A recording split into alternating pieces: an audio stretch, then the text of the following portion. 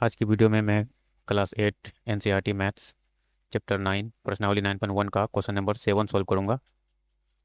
इसमें कहता है कि किसी भवन के फर्श में समचतुर्भुज के आकार की 3000 टाइलें हैं और इनमें से प्रत्येक के विकर्ण 45 सेंटीमीटर एवं 30 सेंटीमीटर लंबाई के हैं। 4 रुपया प्रति वर्ग मीटर की दर से इस फर्श को पॉलिश कराने का व्यय ज्ञात कीजिए। ठीक है, यहाँ पर बोल रहा है कि एक फर्श है, जैसे कि ये मेरा जो इसको मैंने फर्श एक तरह से ड्रॉ किया है ना। और इस फर्श में बहुत सारे टाइल्स बिछाए हुए हैं। कितने टाइल्स? टोटल 3000 टाइल्स इसमें बिछाए गए हैं। ठीक है, और सभी टाइल्स समचतुर्भुज के आकार का है, यानी कि रोम्बस के आकार का है। तो उसमें से एक टाइल्स मैंने यहाँ निकाल के दिखाया, और टाइल्स का जो हमें डायगोनल बता के रखा है, नहीं विकर्ण, दोनों विकर्ण बता के जो मिला है, एक डायगोनल है 45 सेंटीमीटर और दूसरा डायगोनल जो है यहाँ पर 30 सेंटीमीटर है। ठीक है, मैं यहाँ पर इसको D2 कर देता हूँ। ये दूसरा वाला डायगोनल दिया हुआ 30 सेंटीमीटर। ठीक है, तो इस फर्श को पेंट कराने का कितना खर्च आएगा, यानी कि इस फर्श को जब पेंट करेंगे तो पेंट किस पर होगा, यानी कि सारे समचतुर्भुज के ऊपर ही तो पेंट होगा, क्योंकि पूरा जो आ, पूरा फर्श जो है टाइल से भरा हुआ है। ठीक है, तो हम क्या करेंगे, किसी एक समचतुर्भुज का एरिया निकाल लेंगे।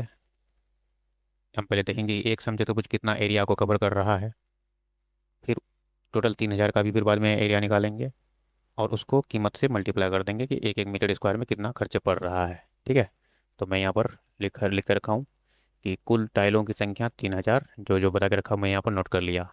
जिसमें से एक विकर्ण 45 सेंटीमीटर, दूसरा विकर्ण 30 सेंटीमीटर, और पॉलिश कराने का जो दर है, यानी वो इस हिसाब से बता के रखा है, 4 रुपया प्रति वर्ग मीटर, यानी कि एक एक वर्ग मीटर में हमें 4 रुपया खर्चा पड़ेगा। तो हम देखते हैं कि कितना वर्ग मीटर का ये एरिया है यहाँ पर टोटल। तो यहाँ हम लोग लिखेंगे कि एक टाइल का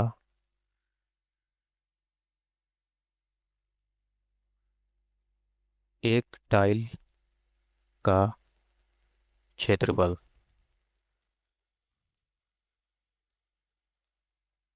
क्या फॉर्मूला लगेगा, 1/2 गुना विकर्णों का गुणनफल, यानी कि D1 गुना D2। क्योंकि टाइल जो है समचतुर्भुज के आकार का है, इसलिए समचतुर्भुज के एरिया का फॉर्मूला हमने लगा दिया। तो यहाँ पर हम लोग सोल्व करेंगे 1/2 गुना D1 की जगह क्या रख सकते हैं, 45। ठीक है, यानी कि 45।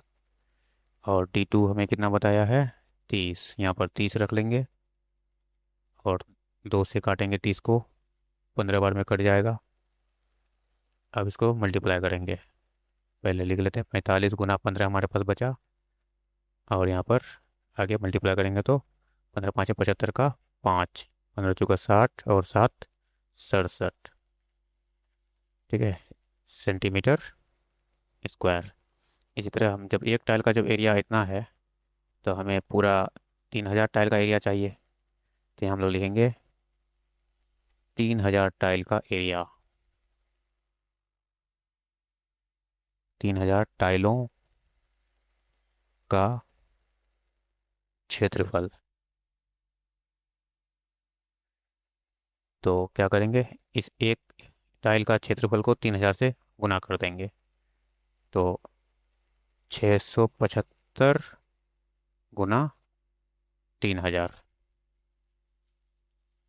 करते हैं गुना इसको। 3 5 15, 3 7 21, कैरी 2 था तो 23, 3 6 18 19 20 हो गया। और ये 3 जीरो एक्स्ट्रा इसमें पीछे तरफ लगा देंगे। ये अभी हमारा सेंटीमीटर स्क्वायर में एरिया आया हुआ है। अब हमें तो पूरा कीमत बताना है कि कितना खर्च पड़ेगा पेंट कराने का, लेकिन खर्च का जो दर बता के रखा है वो प्रति वर्ग मीटर के हिसाब से है, लेकिन ये वर्ग सेंटीमीटर है। यहाँ पर यह वर्ग सेंटीमीटर है, जबकि कीमत वो वर्ग मीटर के हिसाब से ले रहा है। तो हमें इसको भी मीटर में कन्वर्ट करना पड़ेगा, वर्ग मीटर में। तो हम कैसे करेंगे, इस नंबर में हम 2035 पर 3 जीरो, ठीक है, 203500 को हम डिवाइड करेंगे। अगर यहाँ सेंटीमीटर होता तो सेंटीमीटर से मीटर में कन्वर्ट करने के लिए 100 लगाना पड़ता है। लेकिन यहाँ सेंटीमीटर का स्क्वायर है तो 100 का स्क्वायर लेना पड़ेगा। 100 का स्क्वायर मतलब 100 गुना 100 लेना पड़ेगा। तो अब हम यहाँ ट्रिपल जीरो काट लेंगे नीचे के जीरो के साथ। तो क्या बन गया ये, नीचे 10 है तो एक डिजिट में पॉइंट लग जाएगा, यानी कि 203.5 वर्ग मीटर, यानी कि मीटर स्क्वायर। तो इतना मीटर स्क्वायर का एरिया टाइल्स के द्वारा यहाँ पर पूरा कवर किया हुआ है। तो इसी का ही कीमत हमें देना पड़ेगा, इतना ही का खर्च पड़ेगा। तो इसको हम 4 से गुना कर देंगे तो पूरा खर्च निकल के आ जाएगा। यहाँ लिखेंगे पॉलिश कराने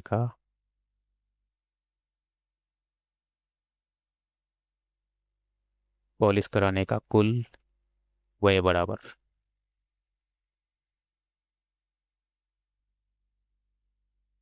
व्यय माने खर्च, ठीक है।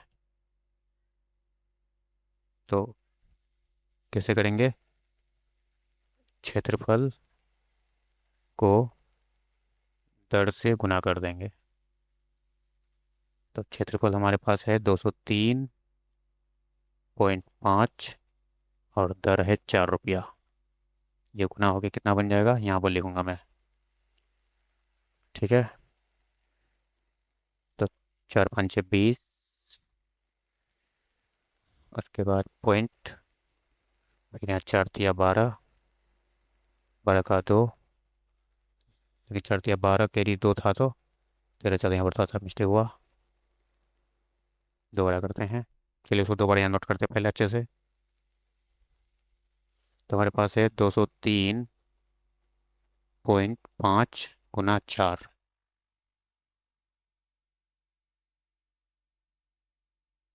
तो 4×5 = 20 का 0, 4×3 = 12, 13×14, 4×0 = 0, कैरी 1, 4×2 = 8,